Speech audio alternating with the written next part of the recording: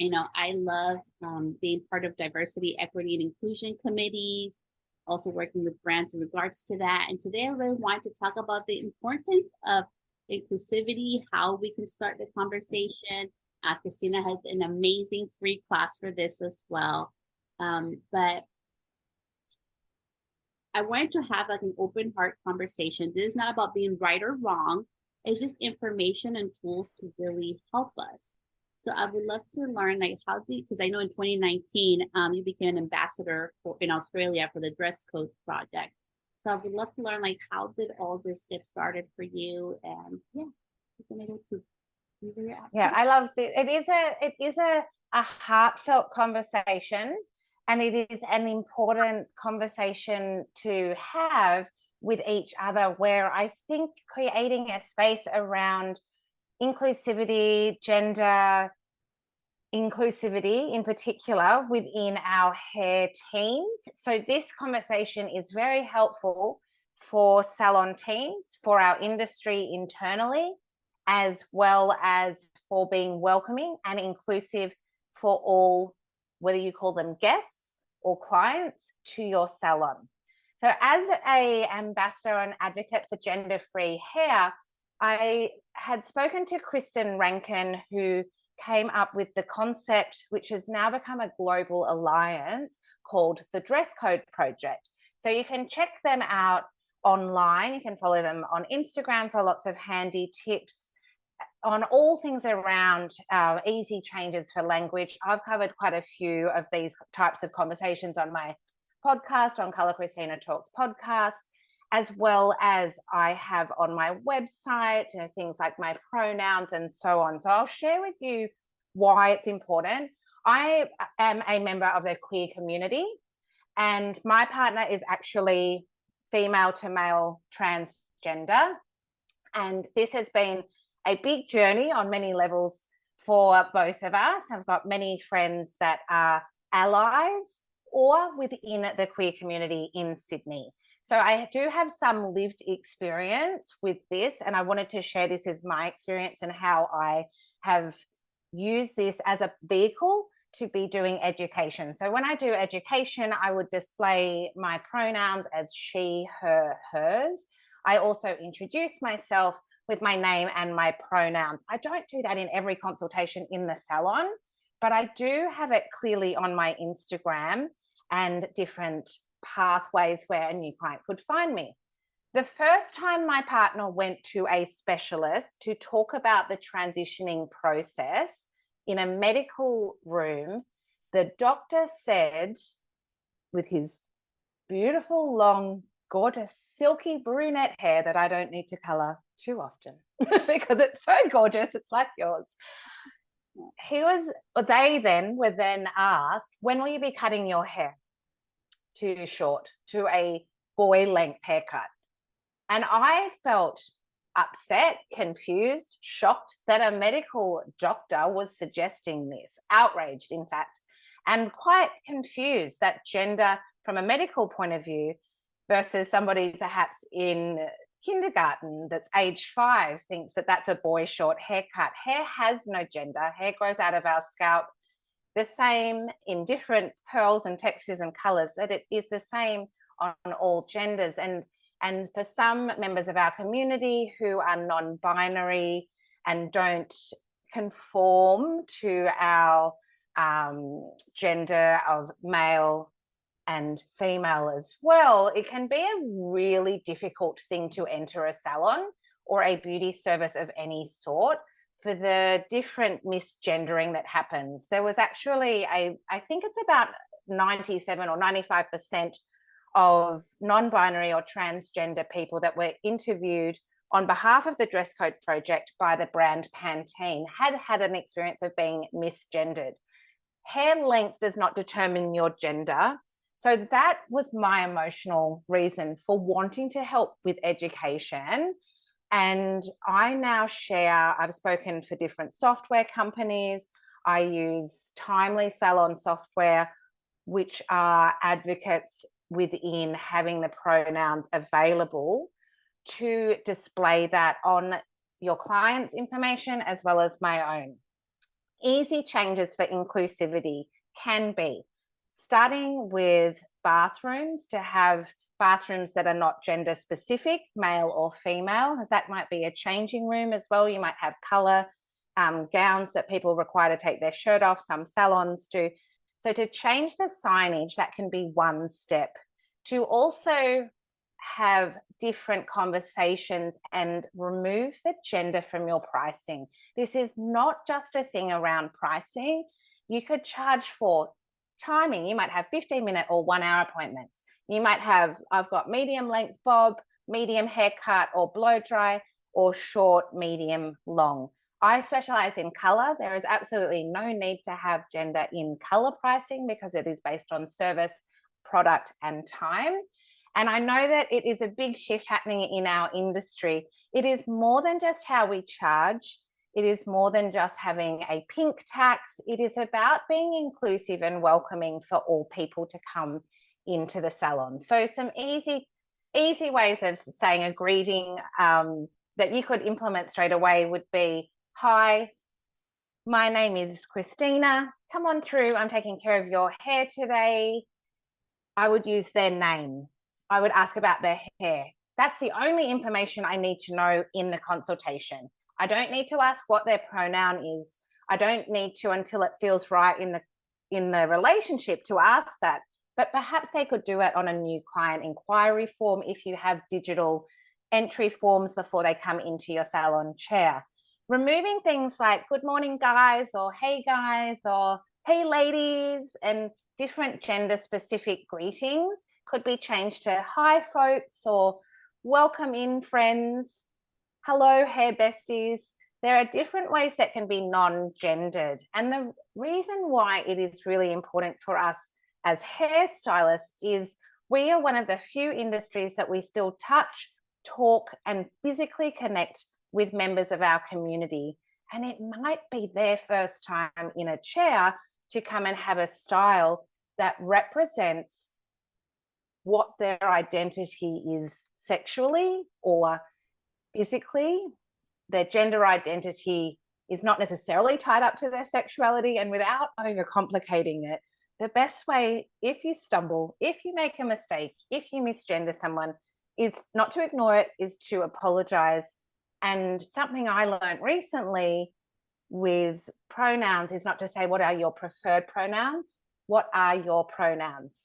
They're not preferred, they're not a preference, they are your pronouns. So when I start doing education, I did training. There is training provided that you can access online and in person with the Dress Code Project. There may also be local places that work with the local community that may be suitable for different services, or for shops. There are different memberships and alliances that you can join. And it is really about having sensitivity around different things and letting the client guide you as to what they're comfortable with. I was integral in starting the first gender-free haircut club, which was for a not-for-profit organisation in Sydney for youth between the age of, I think it was 14 to 24. Some of them are in emergency housing or long-term housing. Some of them are coming from quite troubled homes and seeking services of counselling and different things to help guide them into their future with support. And I set up with the Dress Code Project and some hairdressers to do this type of hair experience for them. And I had to keep almost like not crying. One of the beautiful clients had her hair for the first time combed and straightened and a big bouncy blow dry. Others were having mohawks, others were clipping off some of their hair, and the smiles were life-changing for them. And it was a gift that, as a stylist, it's as simple as a haircut or a blow dry, that we can help somebody not only feel beautiful, but to be seen.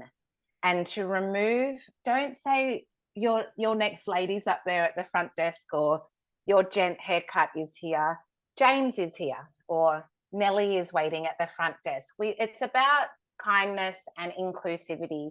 So that's a short sort of introduction, but it doesn't have to be really complicated either. The best tip I would say when you're not sure of a gender, just use somebody's name, We don't need to gender their hair. Love that, Kristina. You gave some amazing information and like just tips for all of us. But I really wanted to share and be candid. So I made a mistake on her podcast. I used guys, and I was like, well, I apologize. You know, like we make mistakes. I make mistakes. Oh. But it's not about ignoring our mistake. It's about acknowledging that you made a mistake and apologizing and working towards it, right? For me, for many years I used that word guys, and now I don't do it anymore. I'm like, hi everybody, or hi beautiful, or like hi my gente, you know, like my people in Spanish, you know, use like use their first name. And for me it's very important, even my own business, you know, although I do medium to long hair, that's what I do. I specialize in medium to long hair. Like I don't know how to do a pixie, I don't know how to do a short haircut, but like you say, our hair grows out of our scalp in different textures, but it's hair. It doesn't have a gender attached to it. And I really love how you also talk in part of the consultation, acknowledging you and your name. I'm not, you know, like our pronouns are not a preference, it's what they are, pronouns. I also would say, hey guys, because it is a greeting. Like in Australia, we could say, hey mate, and some people don't like mate, it's a friend. It's a bit cringy for some people. For me, saying hi folks isn't a natural flow of how I do things, but to say, hey friends, or good morning everyone, is a mindfulness shift. And I acknowledge I've said the wrong things and I'm open to learning. And this is a conversation that we can continue to have, as well as it's okay to ask questions. Sometimes when we're scared of saying the wrong thing, we only say the wrong thing because we're not seeking out support. And people can tell the sincerity of something. So if you do make a mistake, it's totally okay. And some people are more open with their journey, other people are very closed, and we don't need to know it as their hairstylist. If they choose to take us with them, that's great, and it's a really special invitation to be supporting them. But you can also get education from other hairdressers and to seek out information as well. And it's just like learning a add-on hair skill. Perhaps you haven't worked with razors before. You go off and do some razor education, you practice, you make some mistakes, you build gender-free hair conversations, you use clippers, it's a scissor cut, it's short, medium, long, bouncy, blow dry. What do you like about this image? Don't gender the images with masculine and feminine. Do you like that there's a sweeping fringe? Tell me more. Are you loving how shaggy and 70s that is? It's those types of changes that can really mean the world, and just be more inclusive for every single person.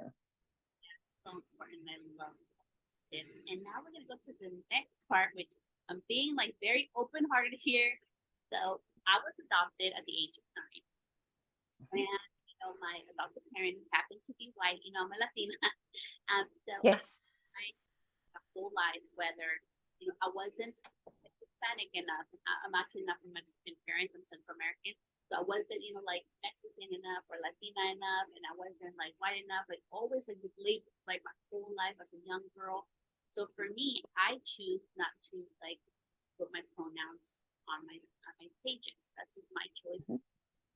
For me, it's like kind of triggering. So I want to talk a little bit about that. Like we were talking prior to going live on the podcast. So can you talk to me about pronouns? Like for example, like I see you have yours, but how can I also be for like our listeners that are listening that maybe have triggering in regards to like labels and things like that? How can we be inclusive and respectful of all in regards to whether we should or we shouldn't post our Great. It's a great question. And I will share with an open heart that I was adopted as well. I was adopted as a baby, and I do struggle at times with fitting in or with labels or not really feeling like I do fit in some places, or it's this deep push sort of down feeling. And I'm sharing this because you just shared it. I don't share it lots because I find it can bring in lots of insensitive questions. And I think by putting pronouns or labels on our messaging may also bring in questions that you are sharing you're not wanting as labeling. So I think alternative ways of communicating that could be taking the perhaps the labeling from the stylist or from the business by putting it back into an invitation to the client. If you had a website, do you have, this could also be about the entrance, the style of chairs. Is there a lift access? It could be for people with prams or disabilities. There could be a very narrow door, so it could be for body weight, all different things for massage therapists as well. To show photos of the space can be a great way to communicate the entrance and the physical chairs of what somebody may be comfortable with, as well as the style of work, if there's variation in styling and in gender. And also in the written messaging, we charge by hair length. We don't have, so some people I notice use the word unisex.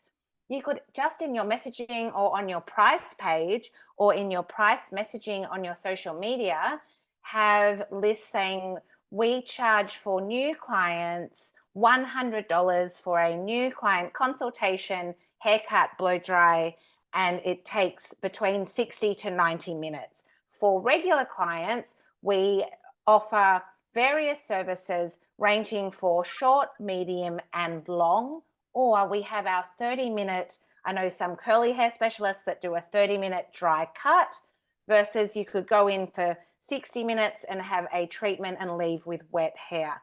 So you would have in your pricing, that's the most simple way to change it, is to remove male cut and female cut. But if you have an intro or an about me or about my space page, we welcome all folks. If you would like to do a consultation before coming to the salon, I offer online FaceTimes if that's something you want to do. There are different ways of helping someone feel comfortable to know if you're the right space or the stylist for them before they come in. And I think to offer different ways so somebody doesn't come in and then feel that they're in the wrong space as well. So that could be a good way of removing your pronouns. I know many friends that wouldn't put pronouns on their emails and on their Instagram, but as an educator and an advocate, I do that. I don't usually or rarely introduce myself and mention my pronouns unless I'm in an education environment, to encourage others to know that that's comfortable if they want to share theirs with me. So it helps other people to know how to address me as well. But I think if you can remove the pricing and have it worded, for example, I don't speak another language, so I wouldn't necessarily be promoting that I'm bilingual. But for you to be able to say that you're bilingual and do beautiful, medium length and longer styles, you like extensions, for example, share what your services are, but with gender-free terminology. Yeah, it's so important. Like even like for me, like some things for the website, so we're talking about website and actually had a training on that, right? How to be inclusive of all, especially like in the bridal wedding industry. Mm-hmm. And bridal wedding, right? So I changed the, on my website it says wedding or a contract or I have to have the pronouns, because that's important. And some people when they inquire, they're others they are, like our images, right? So I don't have just like essential pictures on my website, like it's mixed, that's very important to me. And like you say, our language, if I do makeup, it's not about, for a bride or just for her day. It's not like that. Like those little words, those little changes can make a huge difference. Communicate, and it's pretty simple, like you say. Sometimes if we overthink it and we're scared of doing the wrong thing, I think it's so beautiful that there are resources for us out there. And I wanted to find out, because after this podcast, guess is gonna go listen to that free class, Celeste. And I invite you to that as well. I wanted to know, like, what is your class about? So I know you have a free resource that you were talking to me about. Mm-hmm. Yeah, I the boot camps, and I've done some live masterclasses in the last 2 years. I went from doing my first one with no sound to learning through all the lockdowns to get better at the tech stuff. So I've become now a Zoom ninja level where I like to do live classes and boot camps, but I also have to juggle different parts of my business. So I've got clients. I can't be running those all the time. So I plan this year, if you want to follow me on my Instagram at Color Kristina, then you'll see any updates and when I'm going to be hosting a live event. But what I've done to meet popular demand is I have a free masterclass that you can register, that's an on-demand class that is for free, on how to achieve reds and coppers without hot roots or banding. And that's available anytime. So it's pre-recorded and it's about a 60-minute class, and it covers how to avoid those two biggest mistakes, hot roots and banding, with reds and copper. And you can find the link to register for that on my Instagram at Color Kristina, or on my website, kristinarussell.com.au. And what I'll do is I'll also share the link with you for your listeners as well, that they can find that. So a hot tip with that one, it is a 60-minute class. It's absolutely free, but it does expire after 48 hours. So it's something that I want you to take action, and when you're ready, mark in 1 hour in your calendar, then register, and you've got a couple of days to watch it before it disappears. And then you can reply to any of my emails with your personalized questions or send me a DM on Instagram. So that is an awesome place to start, and you will learn more about my tips and tricks in that class. And in regards to inclusivity, so if there's any hairstylists or hairdressers that want, even beauty pros, because my audience here is very wide. It's for all kinds of beauty pros. Where are there some free resources where you think it's really good to get started? Great question. I've actually recorded on my podcast a few interviews, and I've got on my blog a few that have the transcriptions and important links. So if you wanted to go on to my podcast blog, which you can find, my name's Kristina, spelt with a K. I'm adopted and it starts with a K, just a little bit different. So it's Kristina with a K, russell.com.au. Go to the podcast blog and you can type in key topics. So you could scroll through and find easy language changes. You could find an interview with Kristen Rankin and the Dress Code Project. You could just Google the Dress Code Project, or you could also go onto their Instagram to find tips, and they have a combination of online events as well for training. So you can become a member. That is a paid membership that includes a more in-depth training, but there are several free resources available both on my website as well as on the Dress Code Project to help all beauty professionals and their allies and friends and family learn about inclusivity. Thank you so much, Kristina. And before we end this episode, so right now, we're going 2023, right? And at least here, that's why I love to work in different parts of the world. At least here in California and the States, there's a lot of talk about, the housing market coming down, about jobs and the economy changing. Person, I'm more like, if there's opportunity, we can change, we can pivot. What are some things that you have had to overcome over the years? We've all went through the whole 2020 craziness, and I know it was pretty crazy over there too with the shutdowns and things. It wasn't California. So what have been things that you've been able to do and you've learned that have kept you going in the hardest of times when you kind of just want to throw in the towel? I wanted to throw in the towel, throw the computer, throw a wine bottle, but then I actually also wanted to drink it and watch daytime TV for a while during the different lockdowns. And it also was an incredible time to retrain in things, but I certainly didn't have the capacity to be creative or the energy. It was so draining. I want to acknowledge that people who are in business, who are in this industry, we were celebrated and adored by our clients who couldn't get in to see us, which was then also nerve-wracking to come out and have these long waiting lists. Things that I took away from that experience were trying to automate some things.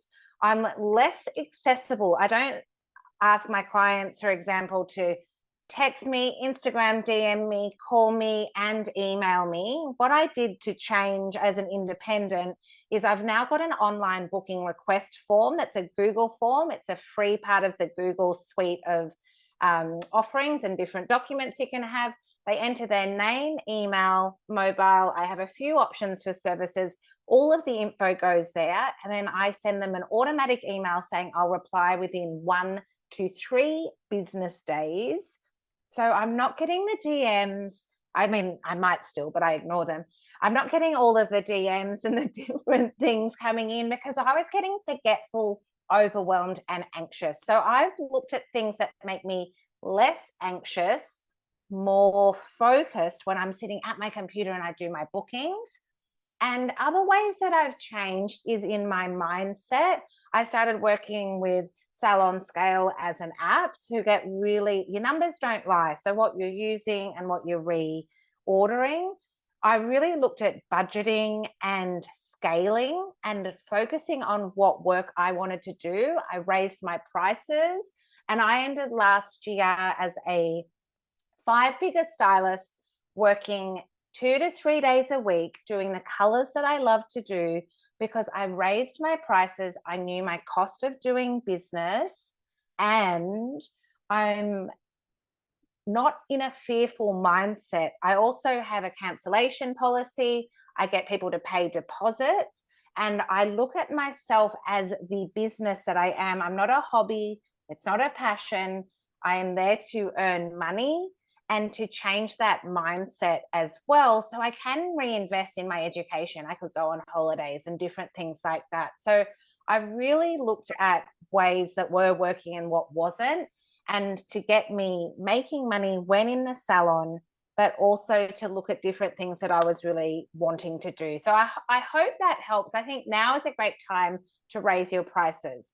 Do not be scared that there is a recession looming or we're currently in it. It has been proven in times of recession in the past that people are most likely to spend locally and to support small businesses. So stylists and beauty professionals, you're in luck because people still need you. You're an essential service and you are in your local area. They're more likely to spend it with you than the big brands online, and they need you. So don't be afraid or act in a scarcity mindset. It is still okay for you to scale and to strive for your financial goals.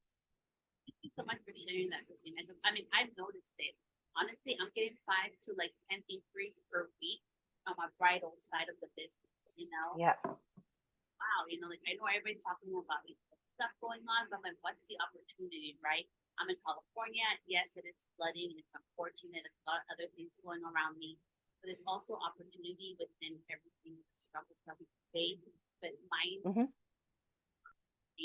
things and automating is so important. And I love they use Google Forms because I did too. It's free. If I don't have to pay for something, I'm doing it. Yeah, it's free. And is there any final things or thoughts you would like to share with all of us today? And I really, really appreciate your time. Oh, thank you. I'm so excited. I am really feeling so excited for the year ahead. And so if I could share anything, I would suggest to reach out, be brave, make connections, slide into the DMs of educators or mentors that you love. I slid into Celeste and said, hello. I sent a voice message. I love sending voice messages to people and then a written one. It's a really nice free way of connecting and hearing someone's voice. And this year I've got some really exciting things happening in my podcasts, and it's through not being afraid. Not everyone is going to be the right fit for you. So if I could suggest to people to be brave, to take one step at a time, but not to push your dreams, because you can be wildly successful, and that means different things to different people. Not to push your dreams and goals to the side. As hairdressers and beauty professionals, we're often people pleasers, but I really would love to encourage listeners to come through from what we've been experiencing the last couple of years and to start reaching for your goals. Invest in education. If that's not an option, spend time by investing your physical time by attending free education, listen to podcasts, ask questions in the comments on social media posts. There are so many different ways to engage. And when you can invest, that is a great time to grow and scale. So that is what I encourage you to do. I'm super passionate about attending education just as much as teaching. I love it, the connections and the growth strategies that you will learn. So thank you again for having me on the show. Thank you, Kristina. And you see, DMs do work. This happened organically. I really connected just with her content, who she is as a person. And now she's a part of the podcast. So I'm so excited for you to be here. You can also follow her. She has amazing podcast tips, which how cool is that? You can hear it while you're on the road walking, holding your clothes, doing whatever you're doing. It's Color Kristina Talks. I'll go ahead and link it on the show notes. Thank you so much for being a part of this conversation, and I appreciate it. Thank you. Thank you so much. Thank you to your listeners, and reach out in the DMs at Color Kristina. I love to connect and meet other beauty professionals. Thank you so much. See you later.